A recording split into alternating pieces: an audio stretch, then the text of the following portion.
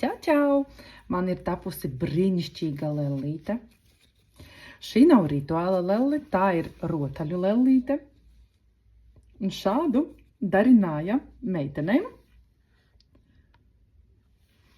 lai parādītu sievietes spēku, lai parādītu sievietes ceļu, dzīves misiju, lai sagatavotu meiteni pieaugušo dzīvei.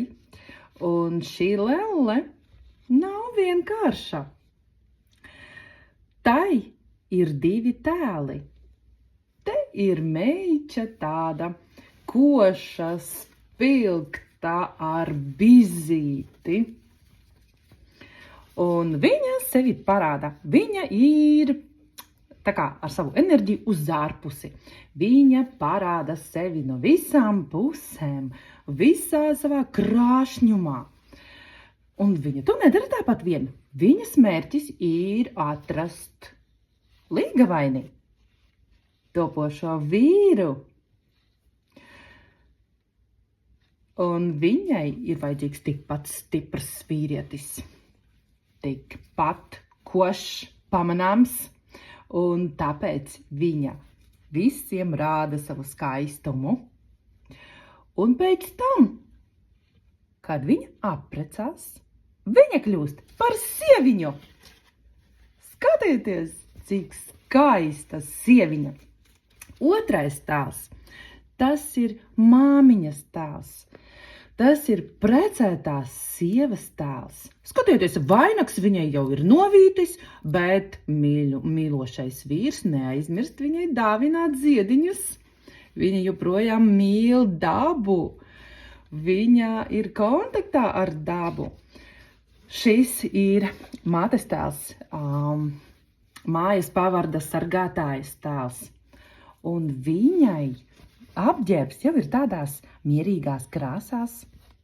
Vairs nav tik košas, tik spilgtas un galva nosekta ar lakatu. Bet meičas prieks, dzīves prieks, nekur nav pazudis. Viņa ir tikpat jautra, tikpat smaidīga un aktīva. Bet tagad vienkārši nav vajadzība to visiem rādīt. Viņa savu spēku saglabā priekš sevis. Viņa savu spēku saglabā priekš ģimenes, priekš vīra. Un tāpēc viņa to visu sargā sevī.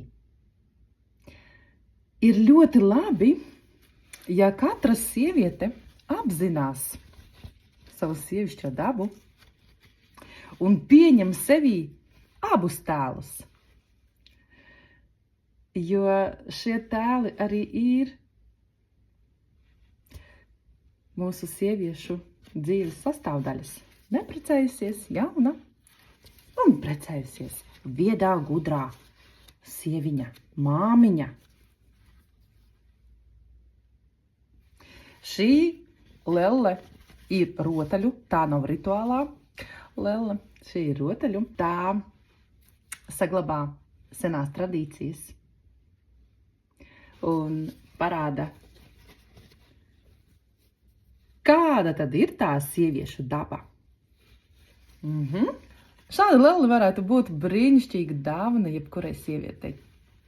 Neatkarīgi no vecuma, gan tai, kura vēl ir meiča, dejodama, dziedādama iet pa pasauli, gan tai, kura jau ir sieviņa, kura jau ir večiņa.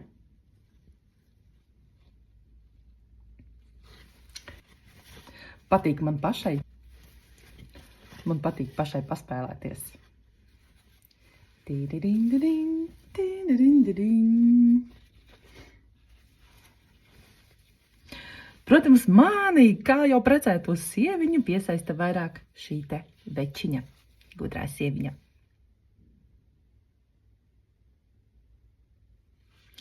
Paldies par uzmanību!